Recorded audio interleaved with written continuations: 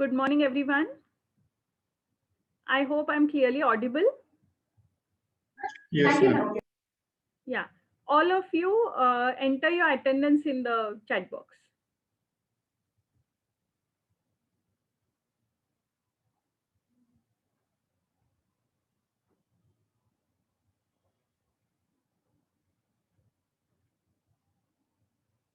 All right. We will continue with what we had started in the last class. Okay. We had defined what is cloud computing. We know a little bit of introductory part of cloud computing. And we had also learned what are the cloud components. Last class, we had discussed that most of the cloud architecture is dependent on a kind of a architecture which is called as client server architecture. And in a client server architecture, you have multiple devices, which may be PCs or which may be mobile computers or which may be mobile devices, mobile phones, cell phones. Along with that, you are going to have a data center. As the name is suggesting, a data center will be huge repository of data. And along with that, you're going to have distributed servers which are dispersed geographically, which allow you to access the data easily from all these distributed servers. So centralized data storage will be there. With the help of distributed servers, we can access them via the internet onto our machines. So a client computers or PCs that are there, they are called as clients. Then the computers on which data is going to be stored, huge amount of data is going to be stored, that is called as the data center. And along with that, you're going to have distributed servers. Now, last class, we were discussing about the types of clients. First of all, try to understand what is meant by a client. A client is a machine which requires the data, or client is a machine which requires some kind of a service. For example, your mobile phone could be a client. You as a user make use of the client machine in order to store your data on the cloud and access it whenever required. So clients are basically machines which require a service. And data centers and distributed servers are machines which are servers. That is, they provide the service. So your cloud data is going to be stored on the data center, and with the help of distributed servers, it is going to be accessed on the clients. Okay. Now, generally, clients are in a cloud computing architecture are of three types: mobile devices, thin clients, and thick clients. Mobile devices could be mobile phones, cell phones, personal digital assistants. They could be laptops, palm tops, and so on. That is, you can carry your client along with you wherever you are going. Wherever you are traveling, you can carry that device. Such devices will be called as mobile devices. Apart from that, you can have fixed devices which are located in one place. You can't carry them along with you. Such clients will be either thin clients or they will be thick clients. Now, the other day I was telling you what is meant by the word thin client. A thin client is one which does not possess any memory space and any processing capability. Thick clients, on the other hand, do contain or do have memory space as well as processing speed. So you may wonder why to use thin clients. Now, when you have large organizations, you will have number of computers that are used in different departments or maybe throughout the organization. You do not want to provide the operators or the end users in your organization with all the processing. Maybe those devices are only terminals through which input is going to happen and output is going to be seen. Then instead of providing with them with computing facility, we can only have a kind of a console through which we are able to input the data and output it. So such machines, which are more like boxes, they don't possess any computing capability, they don't possess any processing speed, or they do not possess any storage device, will be called as thin client. There are certain advantages of thin clients. Now have a look at all the advantages of thin clients. If we make use of a thin client based architecture, we are going to incur very little cost. Why very little cost? Because basically you will have computers which are not going to contain any storage space, means there's not going to be any storage device in it. Moreover, they are not going to have any computing speed. So they're going to be general machines where only input and output is going to happen. So your thin clients are not sophisticated devices. They are very simple devices with no processing speed at all. Definitely the cost incurred on the hardware, on maintenance will be less. Ease of repair. Ease of repair means what? Hardly those thin clients are going to break because there's no hard disk that will crash. There is no processor that will crash. All the processing ability is with the server. So generally ease of repair means by chance your thin client fails, there is a crash, you don't have to do even repair it, you have to replace it. It is just like a box. Without any processing speed, you're only going to have input and output devices.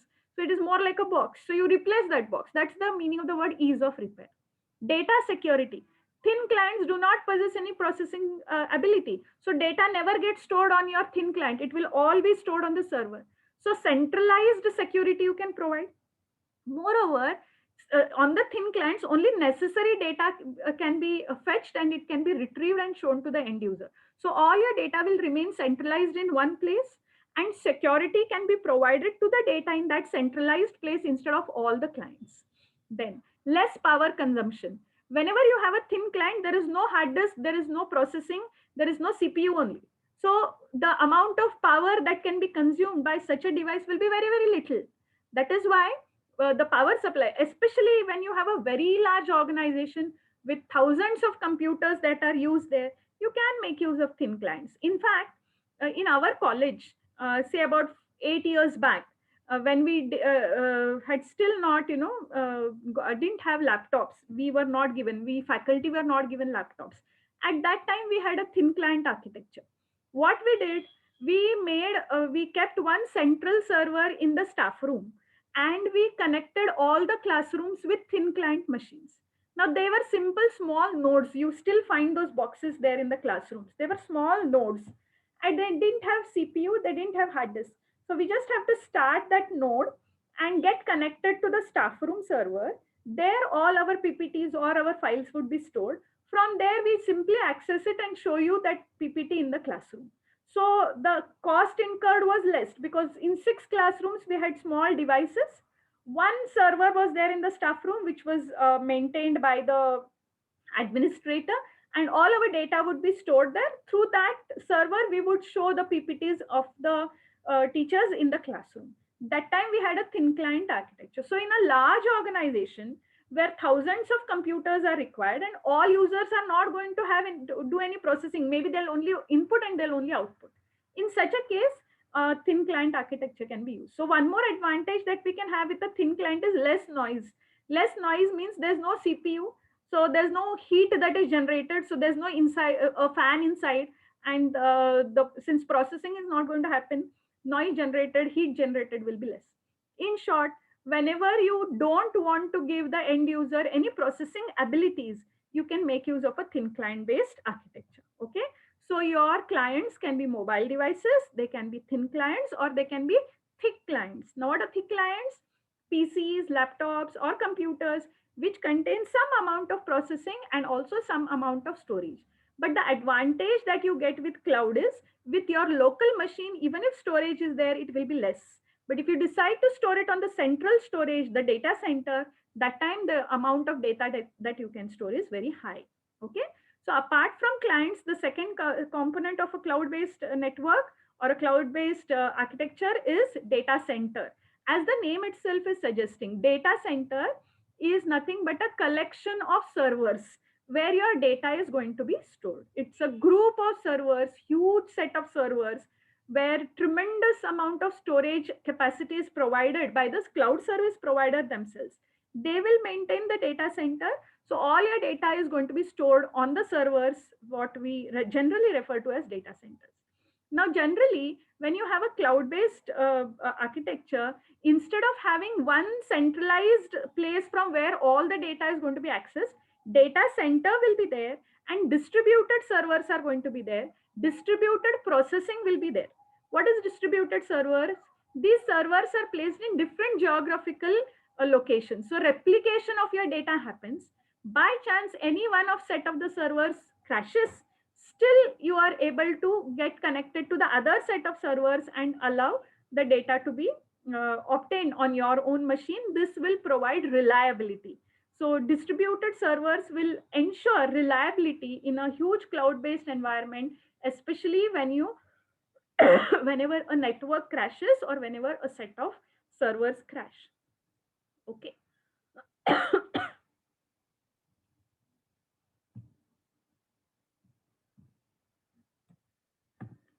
All right. Now, we are going to have a look at another concept which is called as grid computing. And then we are going to distinguish between grid computing and cloud computing. Now, you may wonder why suddenly grid computing. Sometimes people get confused between the concept of grid computing and the concept of cloud computing. They think that both are same or both are one. It is not so. Cloud computing and grid computing are totally different concepts. Maybe a network based architecture is used in grid as well as a network based architecture is used in cloud. That's the only similarity. But the way in which they are going to be used, the purposes for which they are going to be used, the way in which they want to be implemented, both are different. So it is important to understand what is meant by grid computing. Okay, have a look at the definition first of all of what is grid computing. Grid computing applies resources of numerous computers in a network to work on a single problem at the same time. You have to imagine a huge grid. A grid is nothing but a network. What do you mean by a grid? A network. Have you heard of the word called as power grid? Especially suppose you have gone to Hubli, or you have gone to say some places where you see power supply, lot of from one point it is being sent to different places. So it's called as a grid. I don't know if you people have observed it near Hubli. On the way, on the highway only, you get to see a power grid. Power means electricity. I'm talking about electricity. That's called as a power grid. What is a power grid? Multiple pillars are there, the electricity setup is there, and all the electricity that is generated comes to that grid, and then maybe from there it is being dispersed onto different places. Okay, or maybe from different points it is brought to one place and then it is being distributed to different places. That is called as a power grid. Like that, in grid computing also, lot of computers are employed, lot of machines are employed to work on a single problem. Some problems, some computing problems may be there which require lot of computing speed, lot of computing resources are required. One example which I have put here on the screen is SETI, SETI, search for extraterrestrial intelligence. We are trying to search if there is any extraterrestrial life and are they intelligent enough. So that kind of a project is known as SETI, SETI. So extraterrestrial means, I hope you understand. For example, we are trying to check whether there's life on Mars, there's life on Venus, there's life on Pluto. Okay, so whether there are aliens somewhere apart from Earth, are there any, is there any life which is existing and are they intelligent beings? It's a huge scientific project. Now, for such a project, one server, a group of servers may not be enough. You require millions of computers and their computing speed and computing ability you want to use. In such a case, what they do is one project that is there. For that, they take the computing ability of different thousands of computers around the world. These thousands of computers become a part of the network, which is called as the grid. For example, I may have a computer at home, my friend may have a computer at home, another friend may have a computer at home. All of us decide to give our processing speed. See, my computer at home, I may not use it throughout the day, but speed is there and the resources are there. So what we can do, we can allow it to become a part of the grid. On my computer, certain programs in batches, they will be executed in the background without our knowledge. And my computing speed, my computing abilities, capacities that are there on my computer will be used by someone else. That is called as grid computing. Have a look at the definition of grid computing once again. Grid computing applies, means implements, the resources of numerous computers, thousands of computers all over the world, which may be idle due to different reasons. Their computing speeds and computing capabilities are going to be used for what? for solving a single problem, which imagine for, for example, search for extraterrestrial intelligence. It requires millions of instructions to be executed per second. Okay, so a single computer, single server, single mainframe may not be enough. Many mainframes may be required. In that case, what they do is different computers whose computing abilities are idle or not being used, they make them a part of the grid and they execute programs in the background. So you have to understand, in especially in scientific problems, in technical problems which require huge computing abilities, instead of allowing simple computers to go waste, we can put them as a part of the grid and we can use their resources in order to implement such projects. What are the benefits of such grid computing? One is it is cost effective. Moreover, thousands and millions of computers which are unused, their computing power we are able to tap. Okay, lot of resources which are unused, we can share them cooperatively and we can make use of them for a particular scientific project. Now this can be done on a lease basis, on a rent basis, or maybe outright you decide to buy the computing speed, that can be worked out. But abilities of computers can be put together in order to form a grid, and as a part of the grid the programs are going to be executed in the batches, especially for scientific problems which require huge amount of computing speed. Such uh, a mechanism could be implemented. Okay, now we'll try to distinguish we'll try to just one sec. We will try to distinguish between grid computing and cloud computing. All of you have a look at the diagram. Can you see in the diagram or the pic that I have put on the slide, on top is grid computing, below is cloud computing. Okay, in grid computing, multiple computers, their processing abilities are used for a single purpose. Whereas in cloud computing, via the cloud, data that is stored on a server is used by different computers. So the other way around is happening here in cloud computing. Okay, have a look at the definition. In grid computing, a large project is divided among multiple computers to make use of their resources. Cloud computing is exactly opposite. It allows smaller multiple computers and their applications to run at the same time and access the data that is present on the server. Okay, we'll try to again distinguish between grid computing and cloud computing. All of you can observe the differences between grid and cloud. Okay, we have tried to distinguish grid computing and cloud computing on different criteria. The first criteria is user management. Second criteria is dependency. Third criteria is operation, and so on. Okay, so we can try to distinguish grid computing and cloud computing based on user management. In grid computing, it is decentralized management. Different computers are there, software is installed there, programs are executed on those different computers in order to, in batches, batch processing is used, and the ability of that the computing ability of that particular computer is used. So multiple such computers are put together in order to form their network. Okay, whereas in cloud computing there is centralized management. In grid computing there is decentralized management. In cloud computing there is going to be centralized management. That is, your data center is going to be there, the distributed servers are going to be there, clients will interact with the data centers and store their data as well as retrieve the data.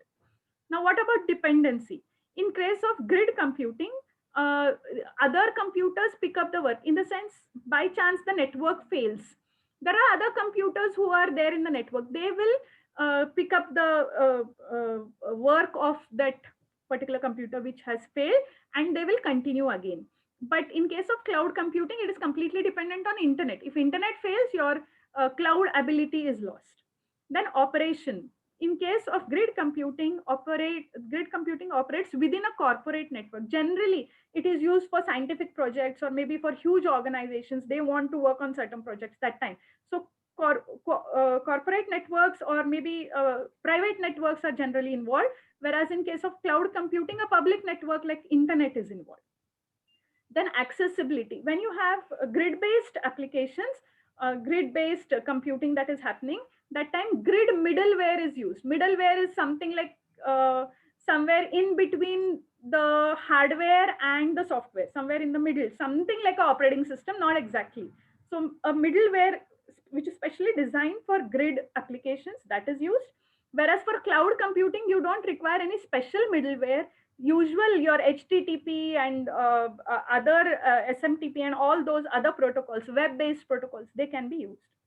For grid computing, there can be multiple domains which are put together, whereas for cloud computing, generally it works on a single domain. Okay. Scalability is normal in grid computing. Normal means those computers are decided, only those computers are going to be a part of the grid and they will be used. In cloud, it is high. High because suppose you have 10 servers right now which are catering to a cloud service. In future, you can add more servers and you can still increase the storage. So there the scalability is high. Scalability means the ability to increase in size. So in case of cloud computing, the ability to increase in terms of size, storage space is high. Here it is going to be usual, okay, because the number of computers are already decided. The third is architecture. In grid computing, we have a distributed computing architecture, whereas in cloud computing, it is a client server architecture. Then virtualization. We are going to learn about virtualization. First, I have to tell you what is virtualization. So in the next class, we will be learning about virtualization. Data and computing resources are being virtualized in cloud computing, hardware and software platforms. Okay. So I will not take up this point in this class. We need to learn about virtualization first, then we can discuss this. Computation, maximum computation is provided to that particular project on which we are working all the time. Whereas here in cloud computing, it is on demand. Whenever we want to access the data, that time only we are going to make use of the cloud. Application type in case of grid is batch, and cloud computing, it is interactive. Batch processing you have learned no, in operating system. You have a group of programs which are executed in the background without user intervention. That is called as batch processing. And interactive means all the time user input and output is going to be there. So that kind of a processing, we call it as interactive. These are some of the differences between grid computing and cloud computing. So you should be able to understand that grid computing is a different concept. It is used for different purpose, and cloud computing is a different concept and generally used for a different purpose. Okay. I want you all to have a look at these slides that we learned just now and tell me if you have followed. And if you have any doubts, please raise your hands or unmute yourself and ask me.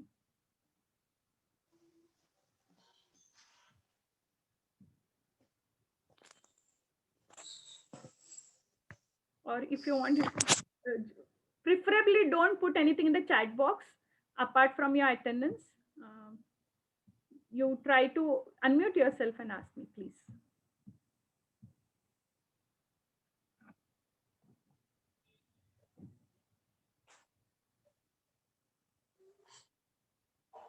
Yeah, everybody understood what are clients? Data center and distributed servers. These are the components of the cloud. Then, Yes, yeah, then advantages of thin clients, I have told you. This is generally asked in the exam. Why do we use thin clients? What could be their advantages? Then I have tried to tell you what is a grid computing and what are its advantages, as well as I have tried to distinguish between grid computing and cloud computing. Okay. Now we will stop here and we will continue in the next class. Okay. yes, ma'am.